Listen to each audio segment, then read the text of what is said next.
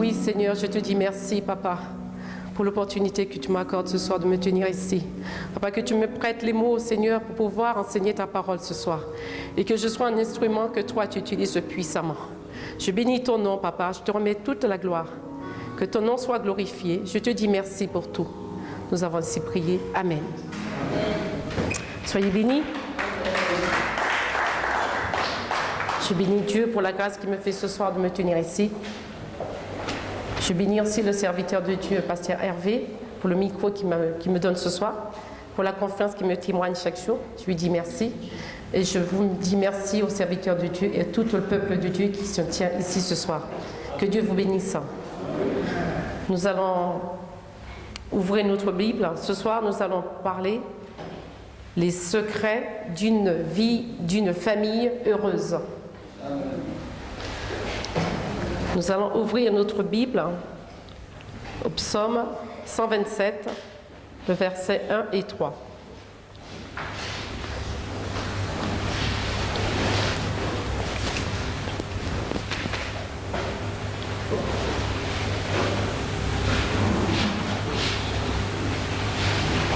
Nous y sommes. Je lis au nom de Jésus, psaume 127, versets 1 et 3. Si l'Éternel ne bâtit la maison, ceux qui la bâtissent travaillent en vain. Si l'Éternel ne garde la ville, celui qui la garde veille en vain. Verset 3. Voici des fils sont un héritage de l'Éternel. Le fruit des entrailles est une récompense. Parole du Seigneur. Le Seigneur nous dit, dans ce passage, c'est Dieu qui bâtit la maison. Quand Dieu bâtit la maison, c'est quand nous cherchons les conseils auprès de Dieu. Ça veut dire que nous laissons Dieu travailler dans la maison. La sagesse, c'est quand nous chrétiens, nous mettons notre maison en priorité. C'est-à-dire, nous mettons notre maison à Dieu et que Dieu fasse de notre maison une maison de prière. Dieu doit être la priorité dans notre maison. Quand Dieu est le pilier dans notre maison, il a la réussite. Le pilier, Dieu doit être le centre dans notre maison.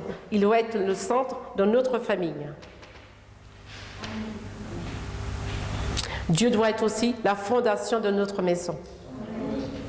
Et Dieu doit être aussi l'auteur dans notre maison. Je vais vous faire un petit témoignage. Il y a quelques années, il y a à peu près 2 ans de ça, nous étions partis en vacances. Et quand nous sommes revenus des vacances, Dieu m'a parlé. Et il m'a expliqué, il m'a dit que avant je mettais le travail et après je mettais Dieu. Il m'a dit, il m'a fait un petit dessin, une petite maison, et il m'a dit, ça c'est ma maison. Et après il m'a montré une autre maison, ça c'est ma maison de Dieu, c'est ta maison. Donc il m'a demandé de mettre sa maison en avant et ma maison après. Donc ça veut dire que avant de chercher quoi que ce soit, nous devons chercher la face de Dieu. Donc notre maison doit être la priorité de Dieu. C'est-à-dire notre maison doit être la maison de Dieu. Et depuis ce rêve et ce message que Dieu m'a donné, nous avons commencé à prier pratiquement tous les matins. C'est quelque chose qu'on faisait systématiquement. Mais on commençait, il y avait des problèmes qui faisaient qu'on commençait, on arrêtait, on commençait. Et depuis, nous avons mis ce message en pratique. Et depuis lors, on voit que Dieu, il fait des miracles dans notre foyer. Il fait des miracles dans notre maison. Et depuis lors, c'est suite à ça que la sentinelle s'est mise en marche. Que maintenant, nous prions tous les matins. Chaque matin, nous mettons Dieu en pratique, en avant, et après, nous vaquons à notre travail par la suite. Dieu nous demande de le mettre en priorité. Nous devons faire de Dieu le centre de notre maison. C'est lui qui bâtit la maison. C'est lui qui est le centre, le pilier. C'est lui, c'est Dieu. Vous savez, nous chrétiens, vous devez savoir que le diable, il déteste la famille. Il fait tout pour détruire la famille. C'est pourquoi nous, enfants de Dieu, nous devons vraiment savoir comment empêcher cela. Nous allons ouvrir dans Proverbes chapitre 3.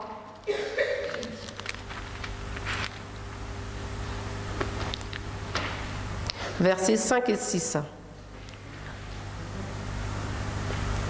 Comment Dieu bâtit une maison. Dans le Proverbe 3, verset 5, la parole dit « Confie-toi en l'Éternel de tout ton cœur et ne t'appuie pas sur ta sagesse, reconnais-le dans toutes tes voies, il aplanira tes sentiers. » Dieu aplanit nos sentiers. Quand la femme bâtit sa maison d'elle-même, elle la renverse. Mais quand une femme bâtit sa maison, elle réussit. Une femme sage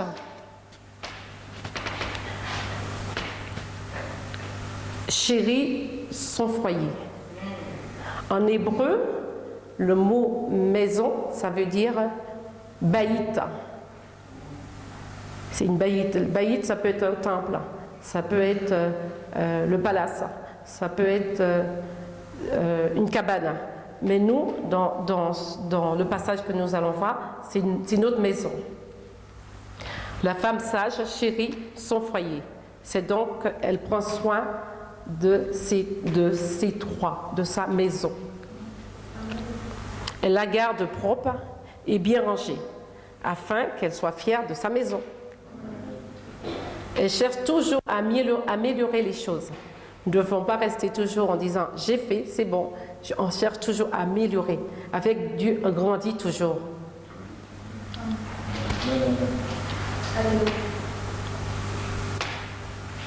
Elle doit aussi prendre soin de son corps.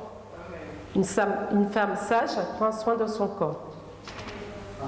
Elle se préserve de la drogue, de l'alcool, tout ce qui peut détruire le temple de Dieu.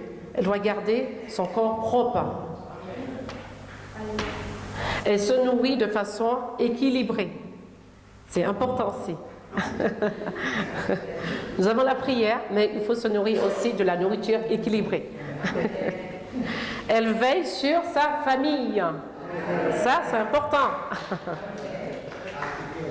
Elle protège ses enfants, y compris ceux qui sont aussi dans le ventre. Pas seulement ceux qui sont à l'extérieur, mais ceux qui sont aussi dans le ventre. On protège ça.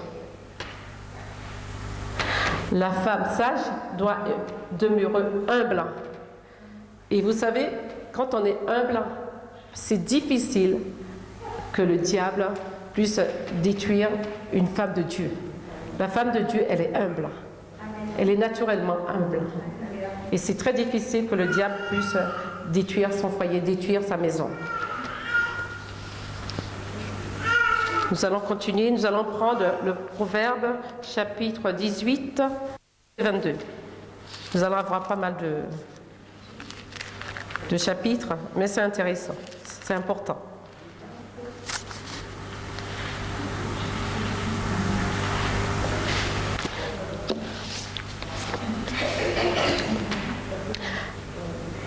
Alors, Proverbe 18, verset 22.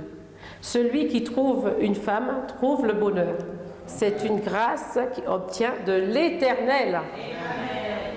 Celui qui trouve une femme trouve le bonheur. Quand l'homme craint l'Éternel, il trouve le bonheur. La crainte de Dieu. Il obtient grâce devant Dieu. C'est Dieu qui le dit, c'est pas moi. Nous allons continuer. Qui marche dans ses voies. Tu jouis alors du travail de tes mains. Tu es heureux, tu prospères. Ta femme est comme une vigne féconde à l'intérieur de sa maison, de ta maison. Tes fils sont comme des plantes d'olivier autour de ta table. C'est ainsi que bénit l'homme qui craint l'Éternel. L'Éternel te bénira de Sion, et tu verras le bonheur de Jérusalem. Tous les jours de ta vie, tu verras les fils de tes fils, que la paix soit sur Israël. Amen. Vous voyez toutes les promesses que Dieu nous donne. L'homme qui craint l'Éternel jouit de son travail. L'homme qui craint l'Éternel apporte le bonheur. Sa femme vit dans le bonheur. Ses enfants sont bénis. Sa femme est féconde.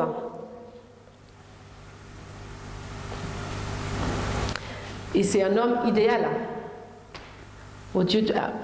à la vue de Dieu. L'homme idéal, c'est l'homme qui craint Dieu. Nous les femmes, les jeunes filles qui ne sont pas encore mariées, quand vous priez, vous demandez que Dieu vous fasse rencontrer quelqu'un, demandez que Dieu vous fasse rencontrer quelqu'un qui craint Dieu. Et vous aurez le bonheur. Pour ceux qui sont déjà mariés, vous demandez aussi que que votre mari craint Dieu.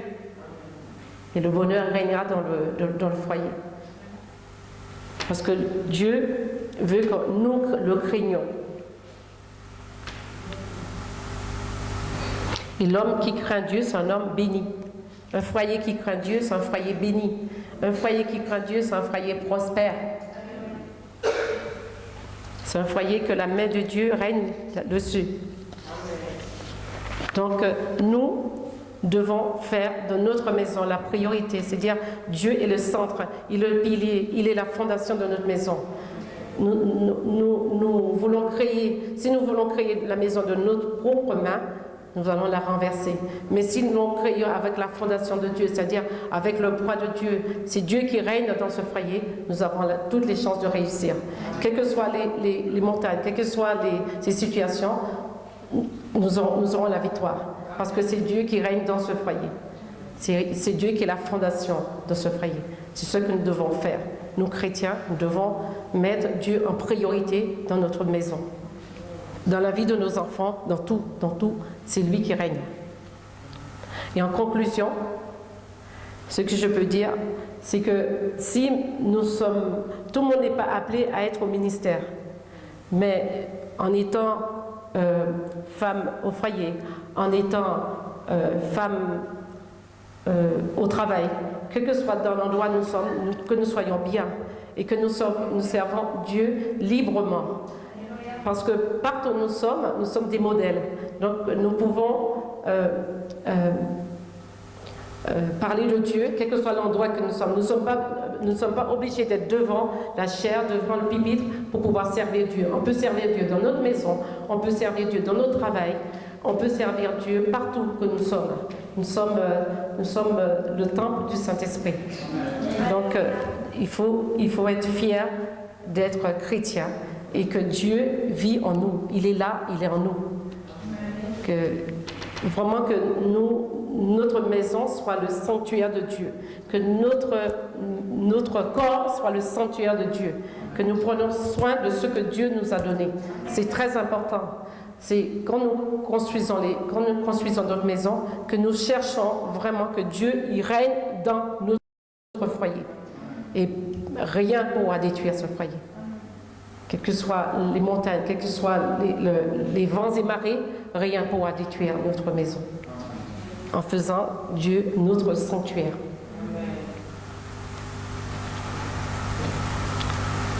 Nous devons vraiment faire Dieu de notre priorité. C'est très important. C'est capital. On dit la femme bâtit sa maison. Elle bâtit sa maison sur Dieu. Sur le roc Dieu. Pas de sa main. C'est la main de Dieu qui gère, qui règne dans le foyer. Voilà, je voulais partager ce moment avec vous. Que Dieu vous bénisse.